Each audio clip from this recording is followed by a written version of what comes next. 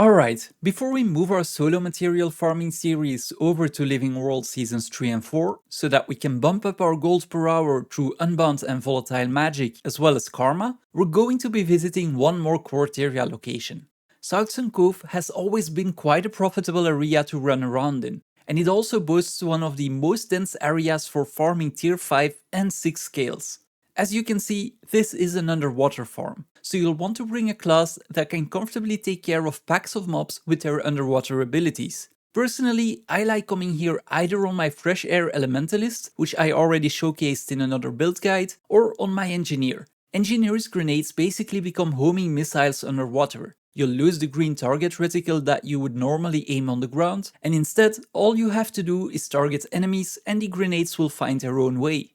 Conversely, there are classes I'd rather avoid bringing here. I feel like Thieves and Warriors, for example, are a bit too slow at range, and they don't have the same AoE capacities as some of the other professions. I'm not saying this farm won't work with them, but you'll probably take a bit longer to get the same amount of loot compared to the Elementalist you're seeing here. Getting to this spot is very easy. Teleport to Southsun Cove, and if you haven't unlocked a waypoint yet, you can run over to one of the Azuran gates in Lion's Arch, which will take you there.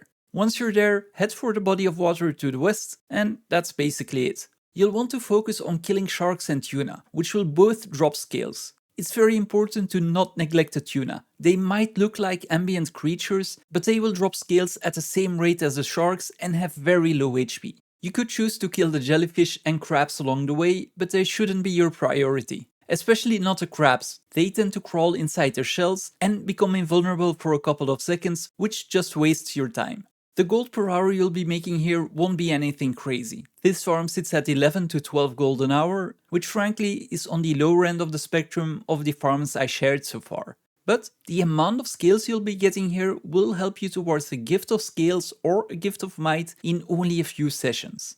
Because your loot will mainly consist of scales, the gold per hour rates will always be dependent on how much they go for on the trading post. If they ever spike up in price, you'll probably want to spend more time here. But if they dip in price, you should choose to forgo this location until they recover. You can expect to get around 25 to 30 tier 6 scales per hour and about 125 tier 5 scales per hour here. And as with most of the farms, you'll be getting 10 to 12 spirit shards an hour as well. If you're mainly after tier 6 scales for a gift of might, or you simply want to bump up your gold per hour rate, it will be worth promoting the tier 5 scales you're getting to tier 6 scales in the Mystic Forge. If you're new to material promotion, you can basically drop a single tier 6 item, which are the armored scales in this farm, 50 of the tier 5 items, which are the large scales, 5 vials of crystalline dust and 5 philosopher's stones into the Mystic Forge. This will on average yield 7 of the tier 6 items. Sometimes this number can be lower, sometimes higher, but will always average out to just under 7 over the long term.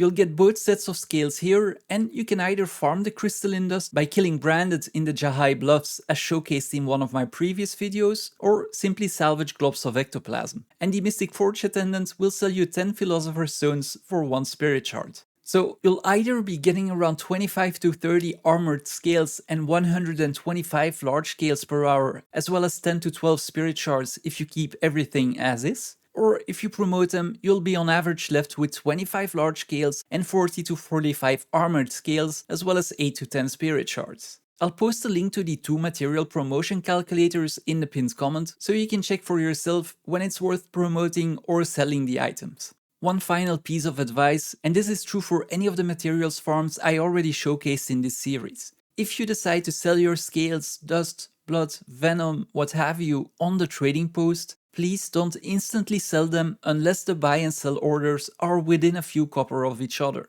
These are very large volume items and will always be in demand for legendary crafting, so they'll sell rather quickly even if you choose to list them. It'd be a shame to waste around 1.7 silver per armored scale just to sell them a couple of minutes faster than if you were listing them. As mentioned, I'll take this series over to the Living World seasons next, so that we can get some unbound and volatile magic, as well as stock up on karma so we can buy obsidian shards. If you have any other comments or questions, feel free to list them down below, and don't forget to like and subscribe.